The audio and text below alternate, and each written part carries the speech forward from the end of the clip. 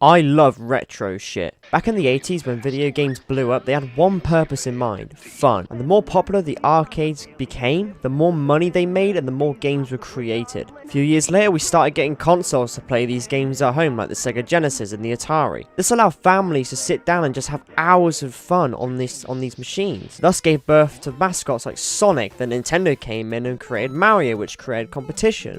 Back then everything was simple and to the point and fun. You had one objective or a high score to complete. Have at it. When I was a kid, my dad got me a Namco plug and play, and I would sit in the living room for hours, sinking hours. Galaxian, Pac-Man, Dig Dug. And the reason I played these games was because they were fun. I wanted to get a new high score, I wanted to beat that level, and if it was with myself or when my brother or my sister tagging along for 2-player, it was impossible to not have a good time. You see, I'm using the word fun a lot because it's going to be the key word throughout this video. Fast forward to 2019, the technology we have access to is unlimited potential. By the day, new games are being announced and developed, new consoles are being made, we can play a game on one monitor whilst watching our favourite Twitch streamer on the other.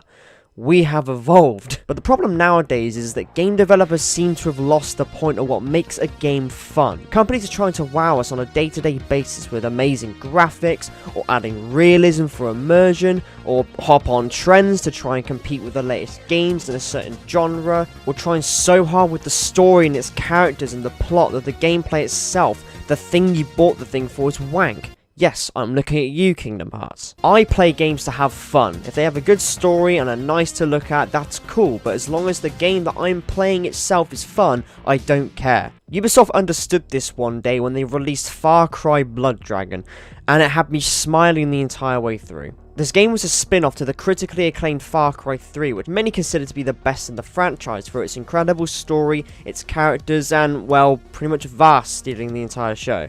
Look at me. Look me in the fucking eye. Eye! You fuck! Look me in the eye! You're my bitch. I rule this fucking kingdom. Shut the fuck up, or you die. Did I ever tell you the definition of insanity?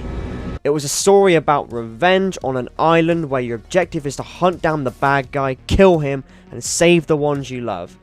Far Cry Blood Dragon is about revenge, where you're on an island, you gotta kill the bad guy and save the ones you love. But why do I prefer this one over this one? Although Far Cry 3 is undeniably a masterpiece, there was always something that stopped you from having fun.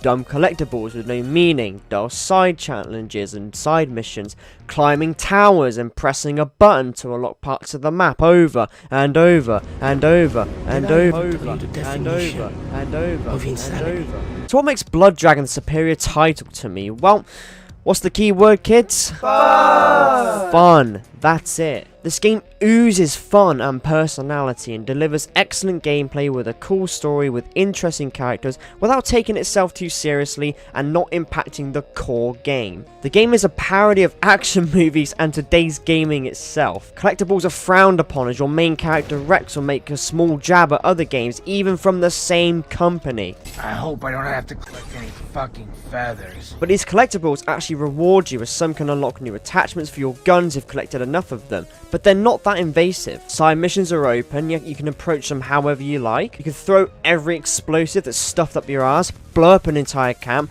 then flick off the guys you just killed. I mean, come on. Just like Far Cry 3, you can reset the camps after capturing them if you like, so you can try a new approach to them in different ways. Want to go sneaky beaky like and go stabby McStabby on them? Sure. Want to charge in head on with a minigun? Sure. Want to open the protective shields and let a blood dragon eat them all? Sure. Want to run in, set them all on fire with a flamethrower and flick them off? Sure.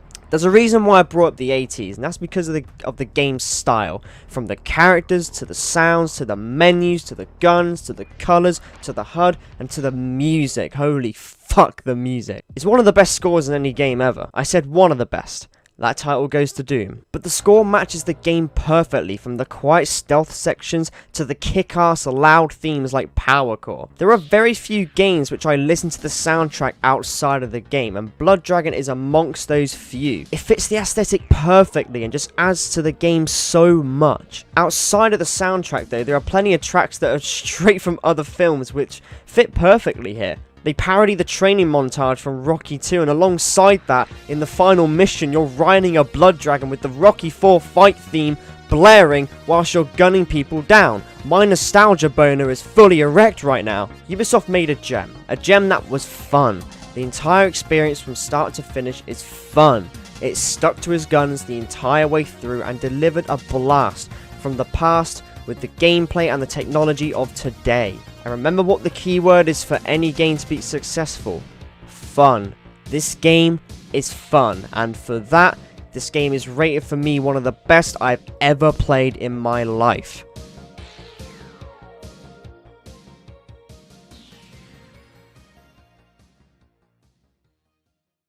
I said one of the best. That title goes to Doom.